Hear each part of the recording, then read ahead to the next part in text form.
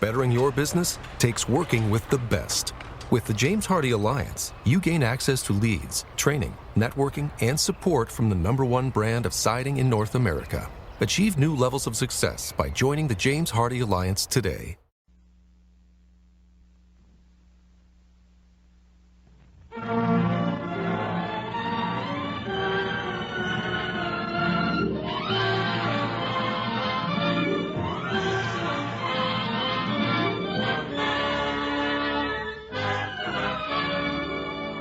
This is the NBC University Theater, bringing you a full-hour dramatization of The Red Badge of Courage by Stephen Crane, starring John Agar as Henry Fleming.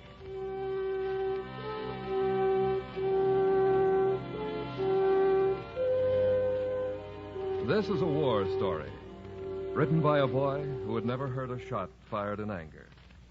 It is a classic of American literature, psychologically sound, repertorially accurate, and poetically quite perfect. The Red Badge of Courage, the short masterpiece of Stephen Crane, whose personal legend is as exciting as his literary accomplishment. Crane was the son of a minister in Newark, New Jersey, which background he departed early to become reporter, novelist, poet, war correspondent, world traveler, and intimate friend of Joseph Conrad. He died before he was 30 in the mountains of the Black Forest of Germany. We bring you today a new and exciting radio adaptation of The Red Badge of Courage, written by Brainerd Duffield and Emerson Crocker, and starring in the role of Henry Fleming and voicing the introspective thoughts of that young soldier, Mr. John Agar.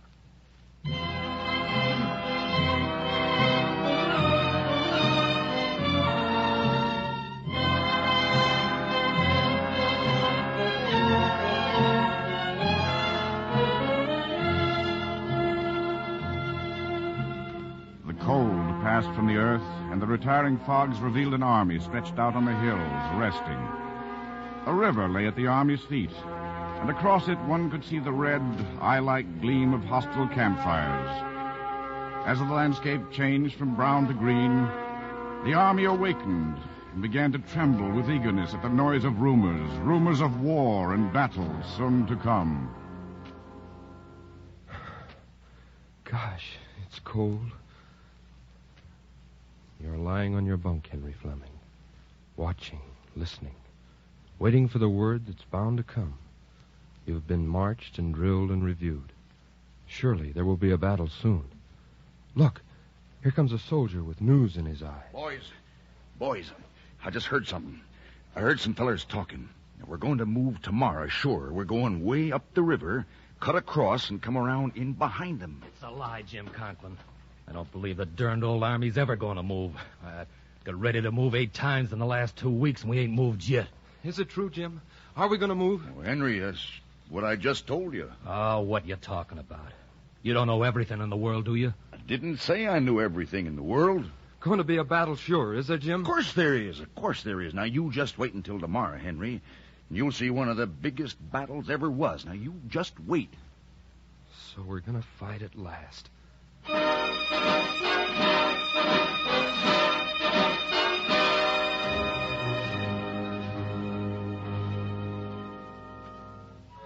So at last you're going to fight, Henry Fleming. Tomorrow there will be a battle, and you'll be in it. All your life you've dreamed of battles. You've seen yourself in visions, performing deeds of glory. You've read of marches and campaigns and longed to be a part of it. All your life. Remember that day back home? Ma, I want to enlist. We've been all over that, son. I need you on the farm. Here, chick, chick, chick, chick, chick.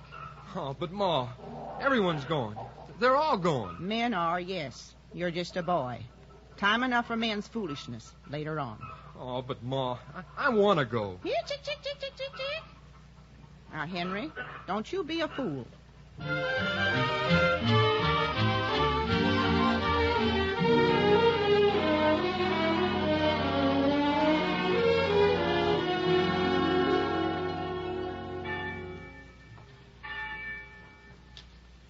But every day you read the papers and heard the gossip of the village. And every day the winds carried you the clanging of the church bells, telling the news of some great victory. They were ringing that day when you came home. Your mother had been milking the brindle cow. Remember? You waited in the kitchen till you heard her step. You'd planned a little speech, and then the chance didn't come to use it after all. Ma, I've enlisted. Lord's will be done, Henry. It seemed like I had to do it. I'll go and pack your bundle for you, son.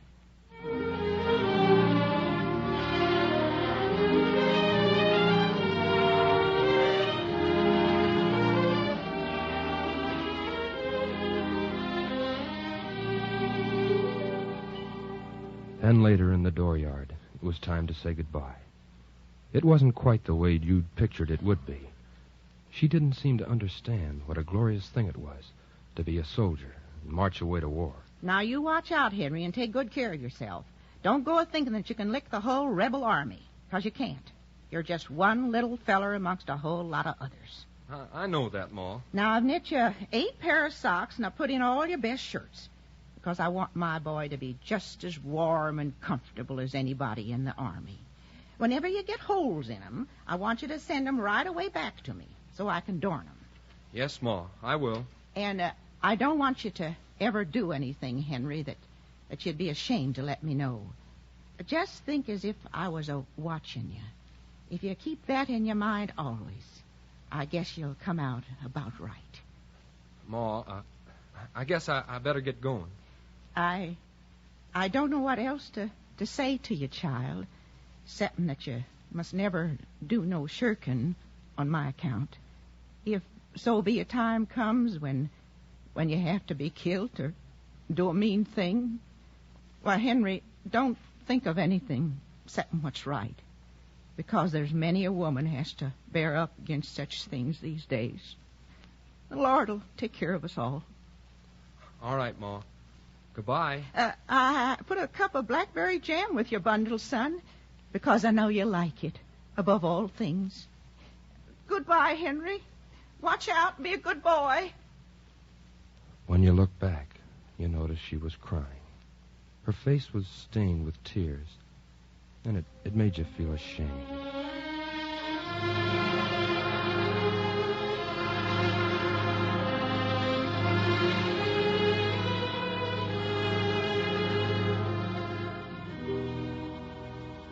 And now here you are. The time has come at last, and there will be a battle. And now you know. You're afraid. Afraid that when the battle comes, you'll want to run away. Well, you fellers can believe me or not, just as you like. Didn't the cavalry all start this morning? The regiment's got orders, too. A feller what was down to headquarters told me a little while ago. They're raising blazes all over camp. Anybody can see that. Huh. Shucks. Jim. Huh? What do you want, Henry? How do you think the regiment will do? You think any of the boys will up and run? Think they'll run away? Oh, maybe a few of them run, especially when they first goes under fire. Of course, it might happen that the whole kit and caboodle might start and run if some big fighting come first off. And again, they might stay, fight like fury. You think they will? Well, they call the regiment greenhorns and fresh fish and everything, but the boys come of good stock. Most of them will fight like sin after they once get shooting. Did you ever think that you might run yourself, Jim? I've thought it might get too hot for Jim Conklin, some of them scrimmages, but if everybody was a-standing and fighting, well, I'd stand and fight. But Jiminy, I would. I'll bet on it. Would you, Jim?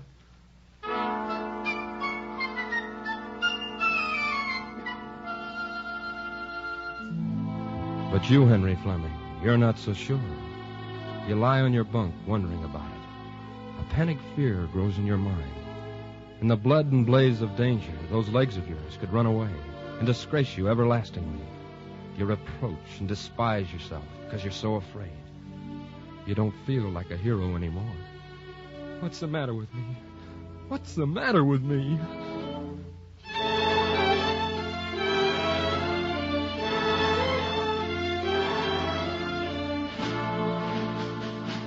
In the gloom before the break of day, the uniforms glowed deep purple.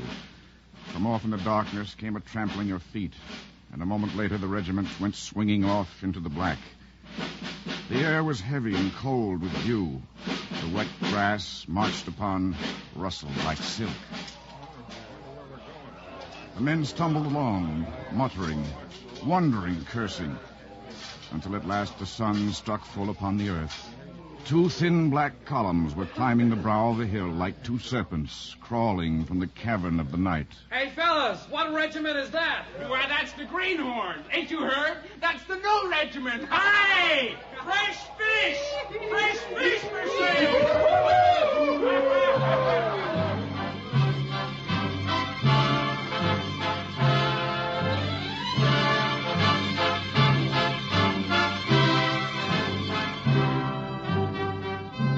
They marched all day, and at nightfall the columns broke into regimental pieces. Tents sprang up like strange plants. Campfires like red, peculiar blossoms dotted the night. The lighted moon hung in a treetop. You have wandered a little distance from the others to be alone, to lie down in the grass. The liquid stillness of the night, the soft wind, the whole mood is in sympathy with you. The night takes pity on you, Henry. For the first time, you long to be home again. Perhaps your mother was right after all. You are different from the others. You're just a boy. No wonder you're afraid. You weren't cut out to be a soldier. Hello, Henry. Is Hello, that you? Wilson. What are you doing out here? Oh, just thinking. Oh, you're looking thundering peaked, boy. What's ailing you? Oh, nothing. There's nothing to be getting blue about. We got 'em now. They've been licking our side up to now, but this time we'll lick 'em good. Gee, Rod, we're really going to thump 'em this time. How do you know you won't run when the time comes? Me run? Tain't likely. Shucks. You ain't the bravest man in the world, are you? No, I ain't. Didn't say I was. Said I'm going to do my share, that's what I said. Who are you, anyhow? You talk like you was Napoleon Bonaparte. Heck, I'm going back to camp. Don't know what's come over you, Henry Fleming. Think you're so all-fired smart. Go on back there, then. I don't care. You didn't mean to make 'em mad. What's the matter? How brave are you? What are you watching for there in the darkness? What are you listening for? Why should you be trembling? Here in the thick darkness you lie, listening, shivering, sick with fear. Oh, I'm scared. Oh, gosh, I'm scared.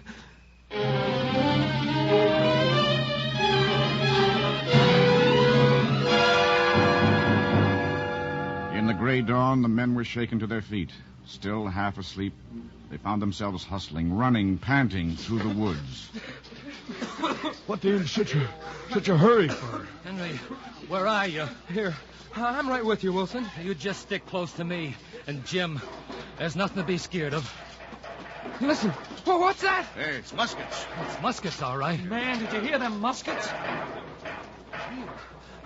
We're getting nearer. We're getting nearer to him. Why do we have to run so fast? I gotta get my breath. Up there in the shadows, the fierce-eyed enemy is lurking. You're gonna be sacrificed. It's all a trap. Can't they see? Are you the only one with eyes? Stop them. Tell them before it's too late. You there! Move along! Can't you see? We'll all be killed like pigs. Boys, listen to me. Fleming, get up in the ranks there. Yes, sir, but... Get back there. Move, I said. Yes, sir. I am. Don't mind him. He doesn't understand. No one knows but you. You didn't want to fight. And now they want to see you slaughtered. Hear that? Artillery! All right, you men. Just follow me. What are y'all jumping for? That battle's most 5 miles away. We gotta walk before we get there. Come on, this way. Let's go!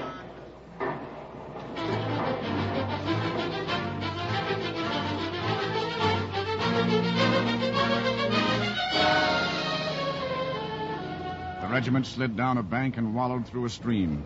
They floundered up the other side and into a clump of woods. The men dug in, and they were moved, and they dug in again and again. They marched about from place to place.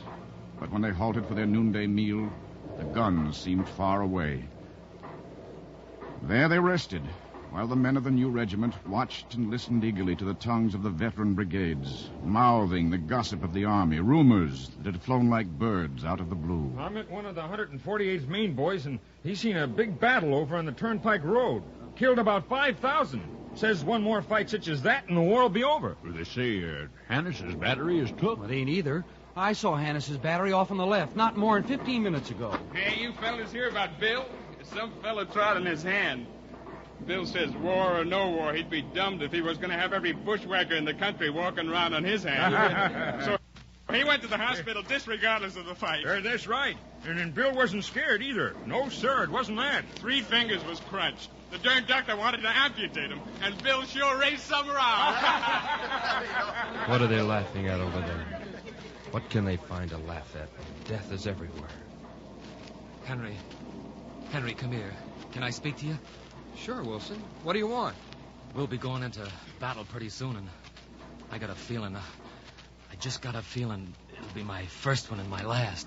Well, what do you mean? Well, something tells me I'm a goner the first time, and I want you to take these here things to send to my folks. It's letters and papers and... Oh, Wilson, you're just plumb crazy. I'm scared and I can't help it. I wouldn't tell that to Jim or everyone. Here, you just take them, Henry. Give them here. If anything should happen, I promise... Oh, thank you, Henry. You're my friend. Best friend I got, Henry. Wilson, I want to tell you. I'm scared, too. There, I'm glad I told you, see? You're not the only one who's scared. All right, men. Battle formation. Fall in. Good luck, Henry. Good luck. And thank you, Henry. Forward. Hard.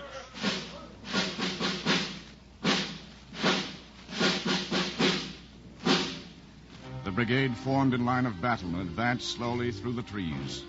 Soon they came to some little fields, girted and squeezed by the forest. They halted at the fringe of the grove and saw the dark battle lines spread out along the sun-struck clearing that gleamed orange color. The grass and tree trunks wove a gentle fabric of softened greens and browns. A flag fluttered. It looked to be the wrong place for a battlefield. The time has come, Henry Fleming. The landscape lies before you like a threat. That house in the deserted field looks evil to you. The shadows beyond the wood are frightening. It's much too calm. I wish they'd get it over with. I wish they'd get it over. Now is the time for waiting. And what will you remember? The village street at home, and that circus parade that day last spring. Remember how you stood there, a thrillful boy, to see the dingy lady on the white horse and the band in its faded tinsel chariot. Oh, it was beautiful to see. Here they come! Here they come! You've got to hold them back. You've got to hold them back. By Harry, we'll do our best, Colonel. All right, get ready, boys. Stick close to Jim Conklin. We'll give him blazes. We're in for it now. We're in for it now. Load up, men. Don't shoot till I tell you.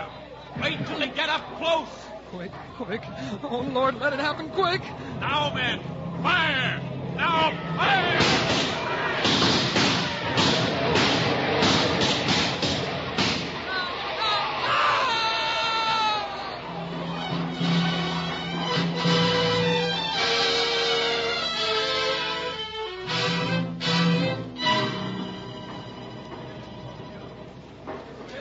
We held him back. We held him back. Darned if we haven't. I thought I was going plumb deaf and blind. I couldn't see a thing for smoke, and the sweat was getting in my My eyes. rifle got so hot it burned my fingers. Look, my hands got the shaking. I know it. And didn't your eardrums like a crack wide open? Well, we held him back, didn't we? Hey, where's Jim Conklin gone? Jim? Why, he was standing right here. When the fight begun, I seen him. You don't suppose he got hit, do you, Henry? Well, lots of boys got hit. Some, I guess, got killed. I wonder if he got scared and run away. Him? After all the talking that he done? I bet you. I bet he run away. You didn't run, though, did you, Henry? You stood fast and didn't run. Listen to the cannon from the hillside. They're fighting over there, and over there, and over there. Look at the sky. Just look at that blue, pure sky. And the sun gleaming on the trees and fields. Doesn't it seem strange that all the world can turn to gold in the midst of all this devilment? Well, it's over, Henry. And you're still alive. You're braver than you thought. Here they come again! Oh, no. Well, say, this here's too much. Well, we ain't never going to stand a second charge. I didn't come here to fight the whole dang rebel army. There was Bill Smithers who trod on my hand instead of somebody treading on his, and I'd be out of here. What do they take us for? Why don't they send support? Ready, boys. They're coming in again. Oh, no, please, God, no!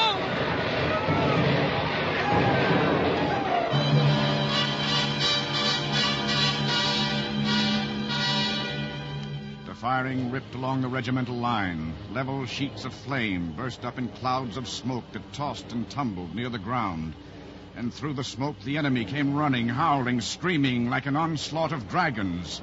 This was the monster, the red animal, war, the blood-swollen god.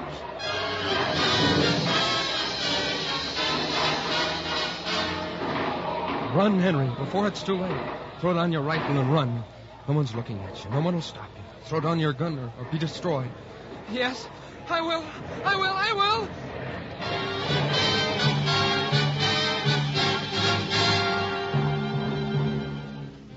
You're running now. Don't be ashamed. Run. Don't look back. Death is behind you. His knife is at your shoulder blades. Run! Your rifle's gone. Your cap is gone. Your coat is bulging in the wind. Run like a blind man, plunging, falling, beating your way deep, deep into the wood.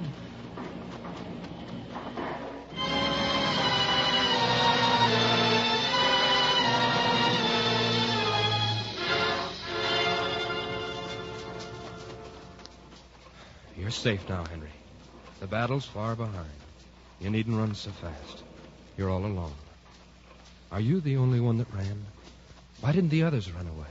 Fools. Stupid machine-like fools. You pity them. A man's a fool who doesn't run from danger. Stop. You are here alone in the cathedral light of the forest. You are the only coward. The only one who ran away. And here you stand beneath the high-arched branches. It's beautiful. It's like a chapel here. Look out! You're being looked at by a dead man, sitting with his back against a tree. His uniform, once blue, has now faded to melancholy green. Those eyes staring at you have turned fish-belly white. The mouth is open. The wind raises the tawny beard as if a hand were stroking it. Why do you stare into those liquid eyes? He cannot answer your question. Don't look at me. I couldn't help it. I never meant to run away. No voice will come from that dead throat to answer you. Go away. The thing will not pursue you.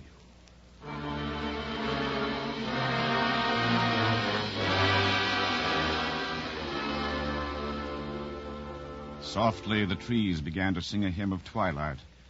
The sun sank till slanting rays of bronze struck the forest. There was silence, save for the chanted chorus of the trees. And yet now and again upon this stillness, a crimson roar came from the distance. The voice of cannon fire shook the pines.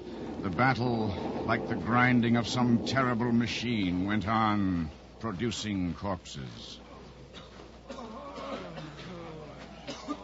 You have come to a narrow road, and through the glimmering dust, you see the blood-stained crowd of wounded men streaming to the rear.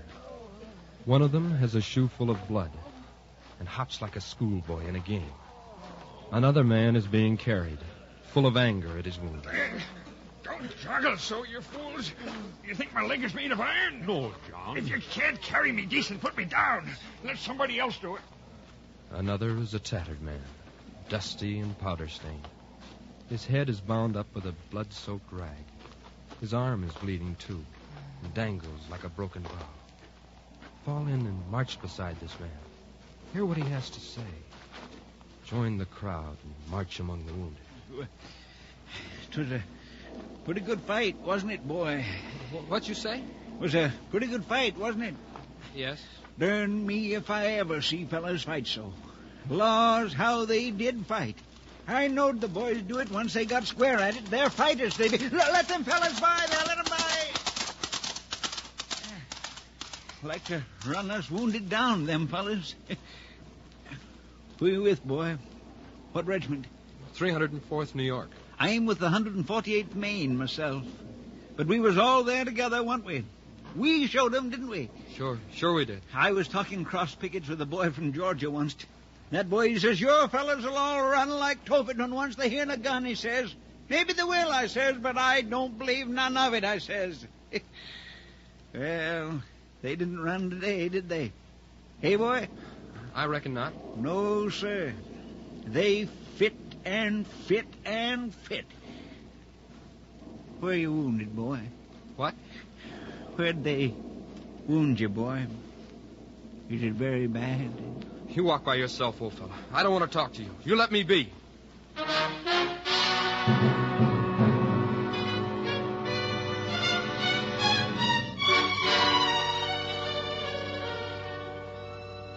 That's right. Get away from him. He mustn't know. You have no place in this mob of bleeding men. You envy them. You wish you, too, had a wound. A red badge of courage like the rest.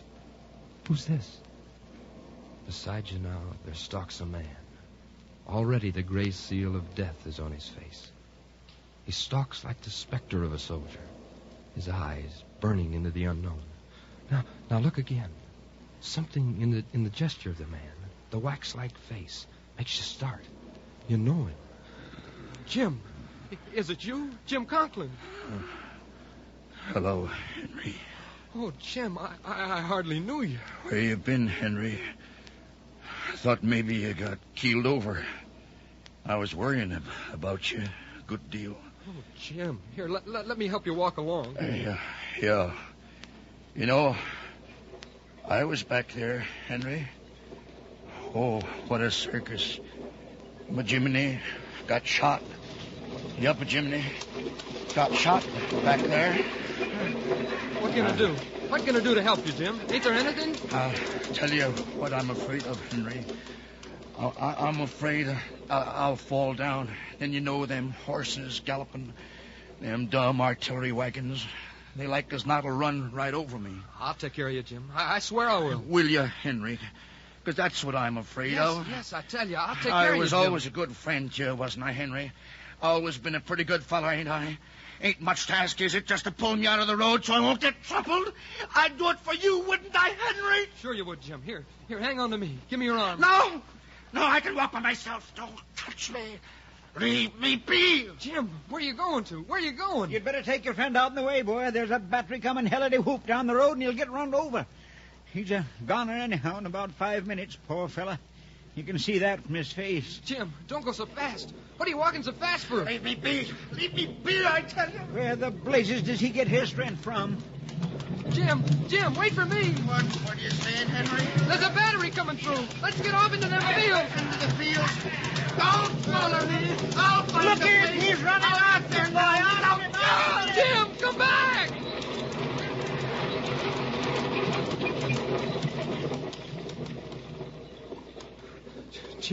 Jim, what are you doing? What makes you do this way? You'll hurt yourself. Wait up. No, don't touch me. You two fellas, stand away from me. Just don't come near me no more. Leave him, son. Leave him stand by himself, boy. Oh, Jim, I'm sorry for what's happened. Just don't no one touch me. I'm where I got to be.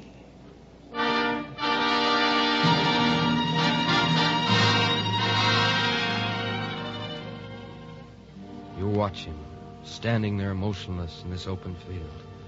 He holds himself erect. His hands, caked red and black with blood, hang at his side. He is waiting with patience for something he's come to meet. He's at the rendezvous.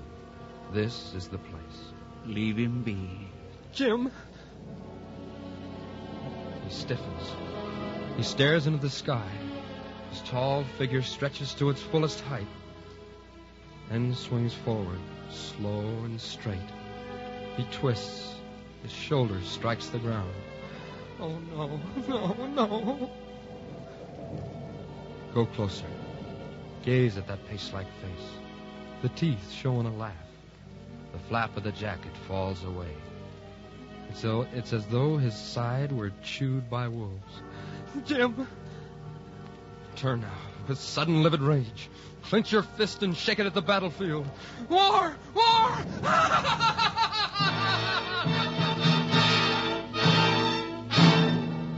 The red sun was pasted in the sky like a wafer.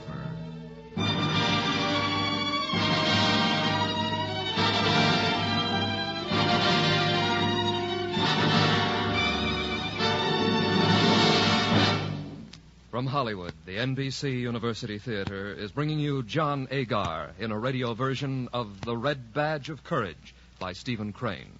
This play is part of a series devoted to the classic novels of Anglo-American literature. If you are interested in supplementing your enjoyment of these productions with home study under college supervision, be sure to listen to the announcement at the close of this program.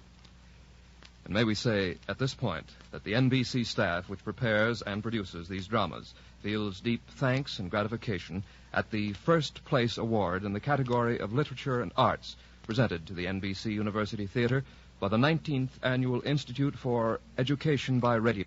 And may we say, at this point, that the NBC staff which prepares and produces these dramas feels deep thanks and gratification at the first place award in the category of literature and arts presented to the NBC University Theater by the 19th Annual Institute for Education by Radio at Ohio State University. And now our intermission commentator, Mr. Mark Vandoren, the noted author and critic.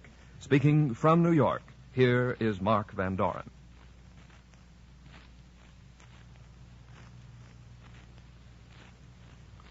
The Red Badge of Courage is a modern novel in that it has no plot and no characters.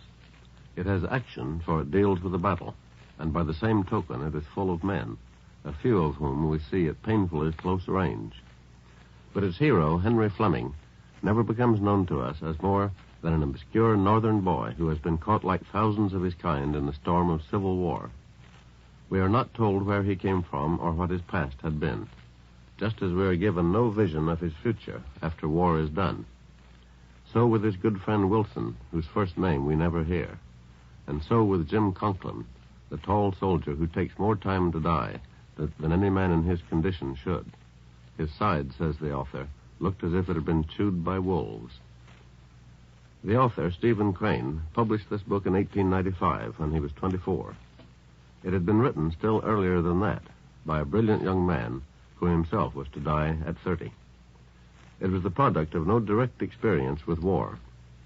Crane had merely heard old soldiers talk, had read all he could find about the great battles of 30 years ago, and had studied Tolstoy, the first novelist who ever presented war entirely in terms of its confused effect in the minds of individuals. Crane's only interest is in the successive states of Henry Fleming's consciousness, his fear that he will be afraid, his being afraid when the time comes, and all the later forms of his real or imagined courage. The battle that fills the book is present to the reader only as it is present to the hero, in a series of thoughts and impressions, some of which are like photographs, and some of which are like modern paintings, broken in line and color. The Red Badge of Courage, then, is not so much a novel as it is a study of one emotion, terror, in a being neither individualized nor distinguished. Henry Fleming is a member of the mass, seen with miraculous clarity in the midst of the only experience modern humanity has in common. If it was not so clear in 1895 that this would be the case, 50 years have proved Stephen Crane a prophet. In his masterpiece, he anticipated all subsequent wars and all subsequent treatments of them. Their true terror lies in what they do to unknown soldiers like Henry Fleming. Yet Henry Fleming is not unknown, thanks to the genius of his creator. Neither in consequence are the lives and deaths of millions like him.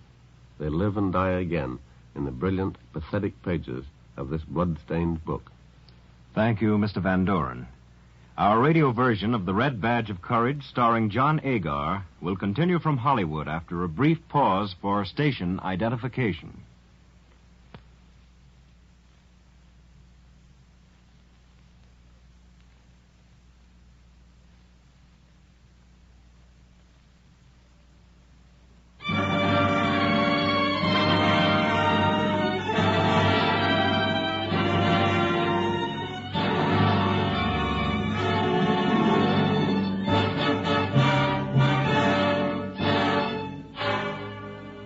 red sun was pasted in the sky like a wafer. You stand there in the empty battlefield, you and the tattered soldier, and look at where Jim Cockman lies. I never saw a man fall dead before. He was a dandy for nerve now, wasn't he? A regular dandy for nerve. Yes, he was. Ah, but look here, boy. He's up and gone, and we might as well look out for old number one. He's all right here. Nobody won't bother him. I know. Besides, I ain't enjoying any too great health myself right now. Oh, no, it won't happen. Not again. Not to you, too. Here, boy, here, just hold my arm. I'm commencing to feel pretty bad. Oh, you mustn't. Now looky here. I ain't going to die. No, sir. I can't. Too many folks depending. You'd ought to see the swad of children that I got and all like that. We better get away.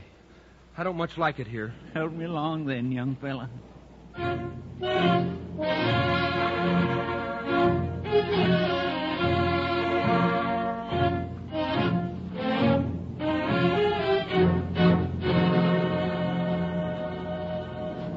Come on, we gotta hurry. Can't you step along no faster? I don't know as I can.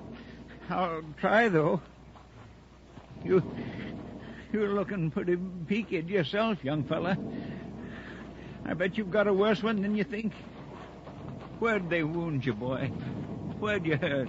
It ain't none of your gall-dang business where I'm hurt. You just keep moving. Oh, don't mean no harm in asking, boy. It's just you'd ought to take care of your hurt. Don't do to let such things go.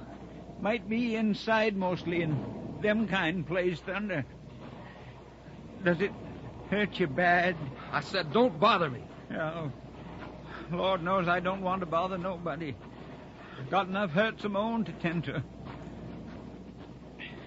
Was it your first fight today, boy?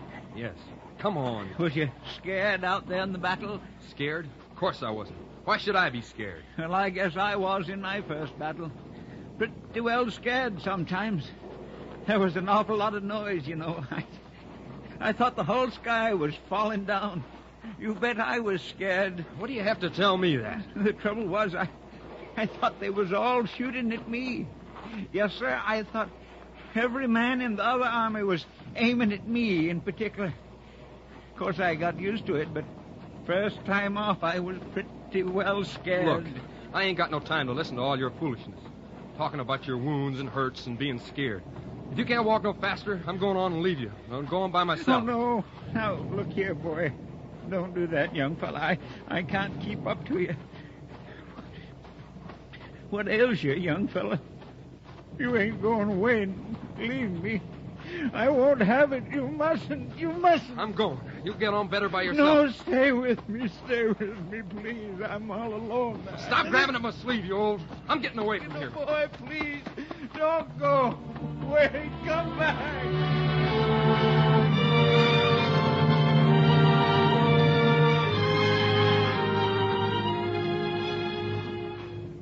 He's gonna die the way the other did. Better get away from him. You can't stand to see that happening again. Boy, come back. Come back.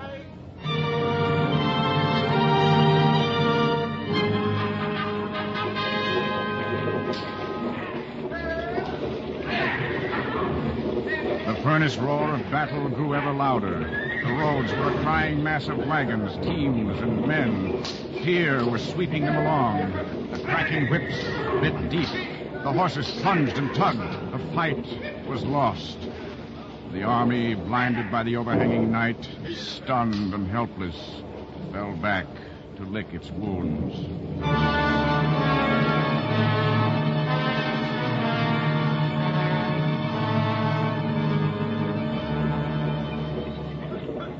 Now you're in the midst of them, in the heedless throng of the walking, the riding, the running, the limping. Where are you running? Why? There ain't no reason, kid. The line's broke. They're all gone crazy. Stop. Wait. Tell me what's happened. Get on my way, boy. Don't stand in my way. Let go of me. No, tell me what's happened. Tell me. Boy, if you don't want me to crack you with this musket, stand aside. Where'd the line break? Tell me. You let go of me. No. Darn you, boy. Oh!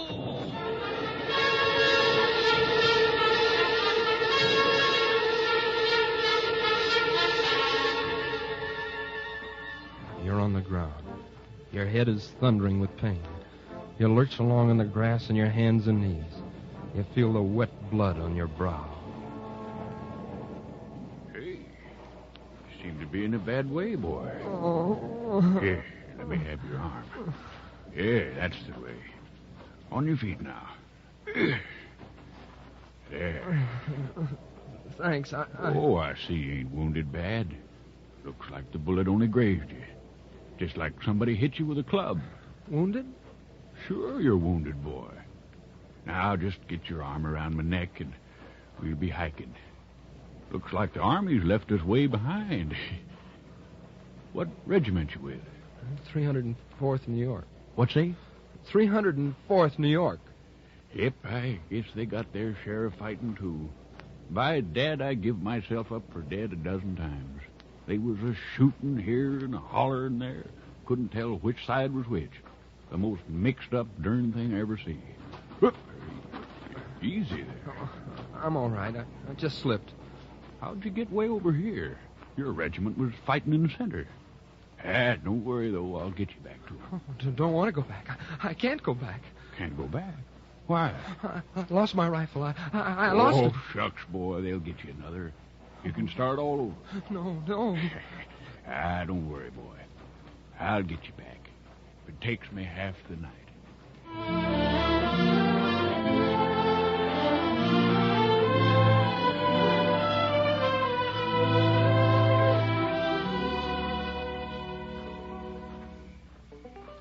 Well, there you are, boy. There's your regiment. See that fire over in the hollow? You think you can make it on your own from here? Yeah, I see it. Sure, I can make it. Well, I'll be heading back. Want to find my crowd before midnight if I can. Good luck to you, boy. Thanks. I want to tell you, thanks. Goodbye. There's no turning back now. How they will laugh at you. How they will jeer. The runaways come home. Here's Henry Fleming, the celebrated coward. Fired one shot, then ran away. Halt! Halt, who goes there? Henry Fleming. Is this the 304th? Fleming? That's you, Henry? Oh, hello, Wilson. You on picket guard? Yes, it's me. Henry. Oh, by ginger, I'm glad to see you. I give you up for a goner. I thought you was dead for sure. I've been all over. Way over yonder. Terrible fighting over there. And you was in it, Henry. I got separated from the regiment, but I was fighting. I never seen such fighting. Gosh, Henry, let me see your head. They wounded you. Well, there's blood all over you. Why didn't you tell me first? Hold on a minute. We got to get you tended to. Wilson, who you talking to? It's Fleming, sir. He's come back and he's been wounded, too. Fleming? I give you up for dead 2 hours ago. Where was you? Way over yonder. I got separated. Half the fellers coming back just skedaddled when they heard the guns. But I can see you've been fighting, Fleming. Does it hurt like thunder, Henry? Sure it hurts. Hurts a plenty. Wilson, you're relieved. You take him back and see his wound is dressed and put him to sleep in a blanket. I'm glad to see we got one fighter in the outfit.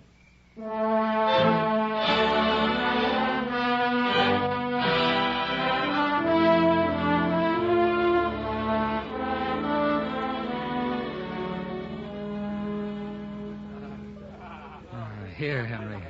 Let me straighten that bandage. The ball just grazed you. Raised a queer lump, but it must have stopped bleeding a long time ago. It did? Sure does hurt, though. How's the bandage now? Feel good? Sure. In the morning, you'll most like feel that a number 10 hat won't fit you. There.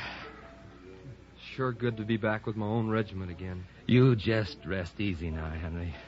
You've been as brave as anyone, and you need to get some rest. Thank you, Wilson. Forget it. I know I'm clumsy like a blacksmith when it comes to taking care of sick folks, and you never squeaked once. You're plenty brave, Henry. Most soldiers would have went to the hospital and never come back at all. Not me. I brought you my canteen full of coffee. Just drink it all up if you like. Here, now, get over by the fire. That blanket will keep out the cold, I reckon. Hold on. Where are you going to sleep? I got your blanket. What are you going to use? I'll be right here. Now, shut up and go to sleep. Don't be making a fool of yourself. You need it more than I do.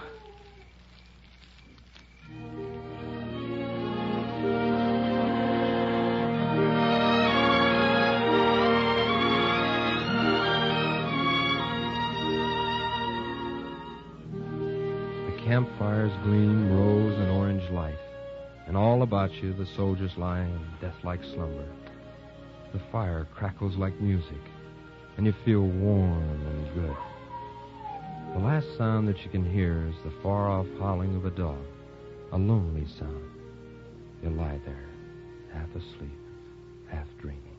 I don't want you to ever do anything, Henry, that you'd be ashamed to tell me. Just think as if I was a-watching you. If you keep that in your mind always, I guess you'll come out about right. I don't know what else to say to you, son. Well, if a whole lot of the boys started to run, I suppose I'd run. And once I started, I'd run like the devil. But if everybody was a-standing and a-fighting, I'd stand and fight. I bet I would. I'm scared, and I can't help it. I wouldn't tell that to everyone, but I'm scared. My first battle, there was an awful lot of noise, you know. I thought the sky was falling down. I thought the whole world was coming to an end. Oh, I was scared, all right. Don't do a thing you'd ever be ashamed of, son. Don't come near me. Don't touch me. I don't want you to touch me. Where are you wounded, boy? Does it hurt you bad? Where are you wounded? Come back. Come back. Oh, no. Oh, please. I didn't mean to run away. No. Henry! Here, Henry, wake up. Oh, you've been having bad dreams, boy. Now, just take it easy. Just get some rest. Oh, thank you, Wilson. You're a good fellow. You're a dandy. Oh, I didn't tell you, did I? Jim Conklin's dead. I seen him die. I forgot to say. Is he? Jim Conklin? I seen him. Shot in the side he was. You don't say. Oh, Jim, poor cuss. Yeah. Henry. Yeah? I guess you might as well give me back the packet, them letters and things I gave you to keep for me to send my folks. Oh, sure. They're here in my pocket. Here. Thanks, Henry. Oh, that's all right. Well, good night.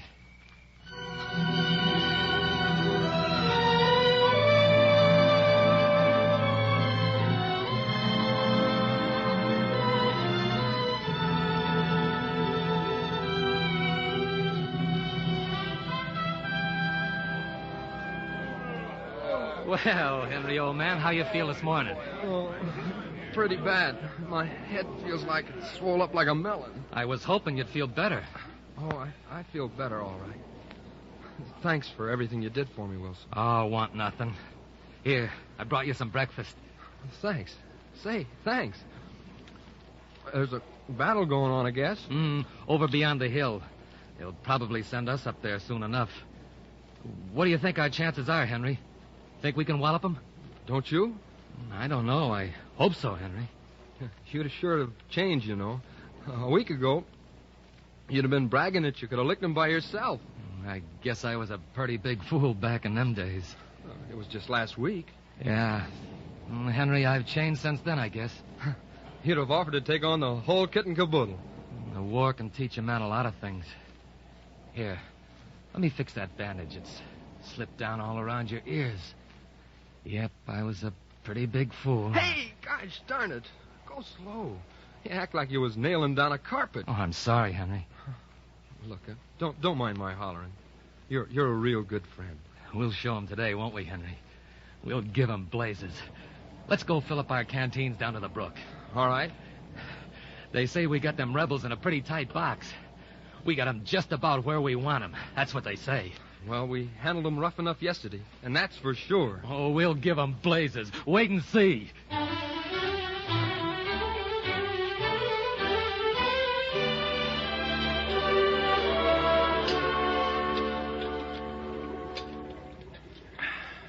Water sure tastes good. Fill up your canteen, Henry. Be your last chance today.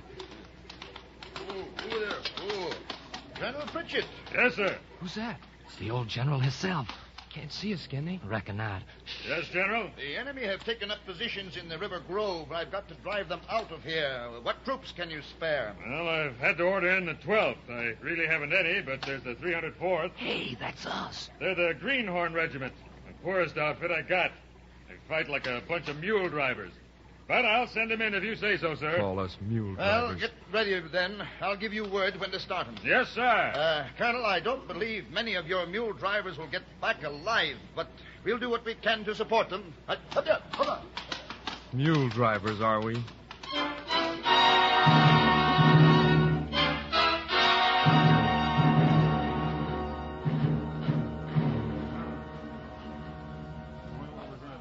Fleming, Wilson, where the devil you been to? You kept the whole regiment waiting. We're going to charge. We're going to charge. How do you know? As sure as shooting, I tell He you. ain't lying. We heard him give the order. Who? The old general himself. Great Jerusalem. And the colonel says we was a bunch of mule drivers. But the general, he says send them. Oh, Lordy, we'll all be swallowed out. Come on, men. Fall in. We're going to march.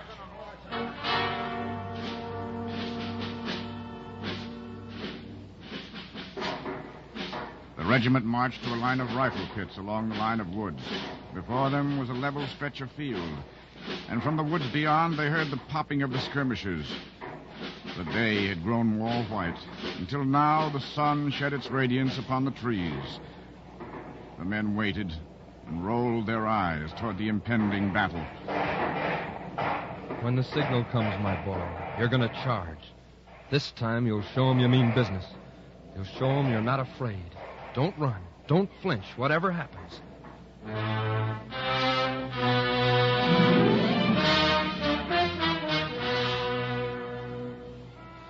This is a war. A patch of grass no bigger than your yard at home. A little clump of trees where men are hiding. A flag that flutters in the wind. That is the object of the game. To get that flag.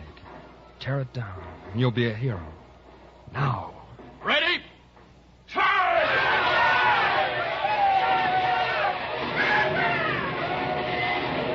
The trees quivered with the firing. The ground shook from the rushing of the men.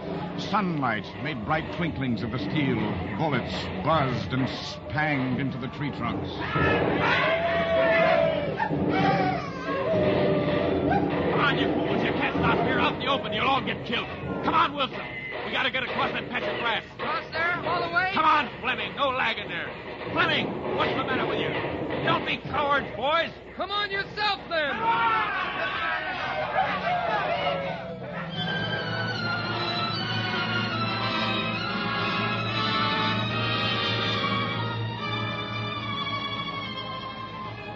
Up there ahead, flashing through the drift of smoke, you see their flag.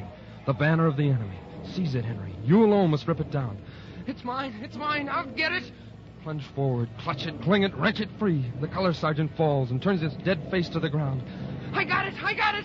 Boys, look, look! We licked them, man!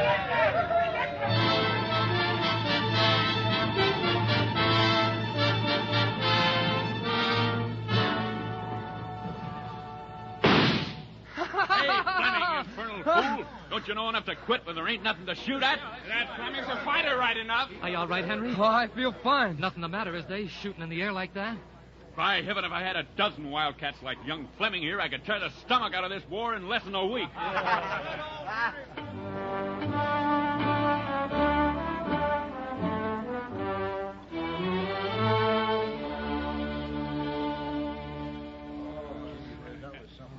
By thunder, I bet this army will never see another regiment like us. You bet. Hey, look who's there. It's the colonel, fellas. Look. Good work, Mr. Hasbrook. Thank you, sir. I never thought you could do it. Yes, sir. Anybody that says my boys ain't good fighters is just a plain fool. That's true. Oh, by the way, who was the lad that got their flag? That's Fleming, sir. And he's a Jim Hickey. Hear that, Henry? You're a Jim Hickey. Oh, go away. Yes, Mr. Hasbrook, he is indeed. He's a very good man to have. I saw him take that flag. Yes, sir, you bet. He and a fellow named Wilson was at the head of the charge and howling like Indians all the time. Hear that, Wilson? Were they indeed? At the head of the regiment, huh? Well, those two babies. They deserve to be Major Generals. Yes, sir. Yes, they deserve to be Major Generals. Now, Henry, you can write that to your ma. Oh, go away. Get along, you fellers.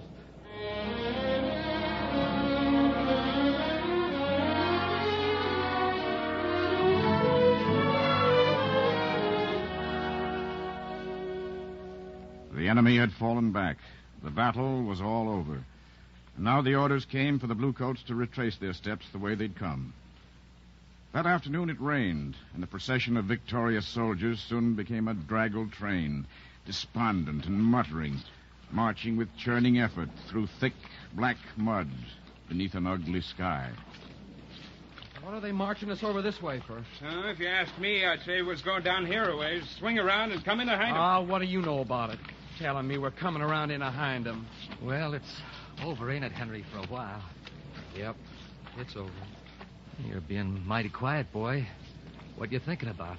Oh, nothing. God dang it.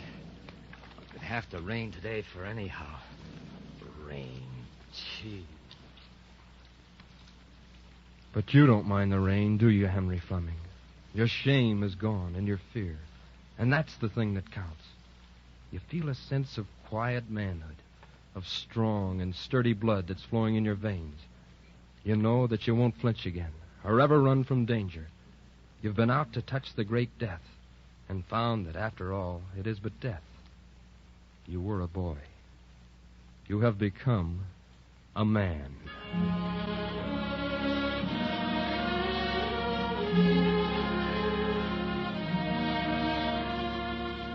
Over the river, a splash of yellow sun came through the leaden clouds.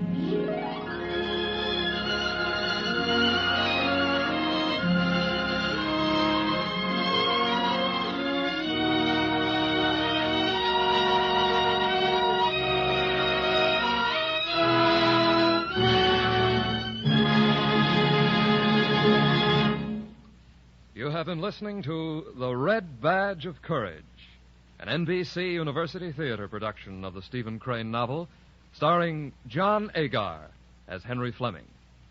Next week at the same time, we will bring you another classic of Anglo-American literature, The Heart of Darkness by Joseph Conrad. The present semester of the NBC University Theater is devoted to the classics of Anglo-American literature from the time of Henry Fielding to that of Henry James. If you wish, you may learn more about these authors and their works by enrolling in the college-supervised courses now being offered in connection with the NBC University Theater. The University of Tulsa in Oklahoma, Washington State College, and Kansas State Teachers College have now completed their plans for offering such a course in the coming months, thus joining the University of Louisville, whose established home study plan is already serving listeners in another area of the nation. For information, then, as to how you may enhance your knowledge through these courses, write to NBC University Theater, in care of the University of Louisville, Louisville, Kentucky, Washington State College, Pullman, Washington, the University of Tulsa, Tulsa, Oklahoma, or Kansas State Teachers College, Pittsburgh, Kansas.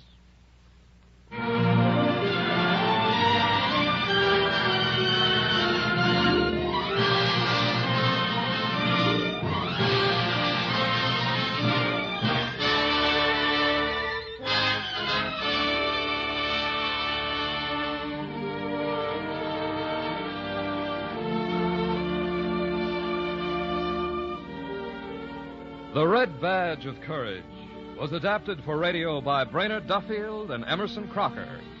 Our intermission commentator was Mark Vandoren. Starred as Henry Fleming was John Agar, who appeared through the courtesy of David O. Selznick, producer of Portrait of Jenny, starring Jennifer Jones and Joseph Cotton. Our cast included Ted Von Els, narrator, John Daner, William Lally, Noreen Gamil, Lee Millar, Jack Lloyd, Frank Gerstle, Tom Charlesworth, Harley Bear. Your announcer, Don Stanley. The original musical score was composed and conducted by Dr. Albert Harris. The director of the NBC University Theater is Andrew C. Love. Next week, be with us again for the NBC University Theater dramatization of Joseph Conrad's enthralling short story, The Heart of Darkness, starring Brian Ahern.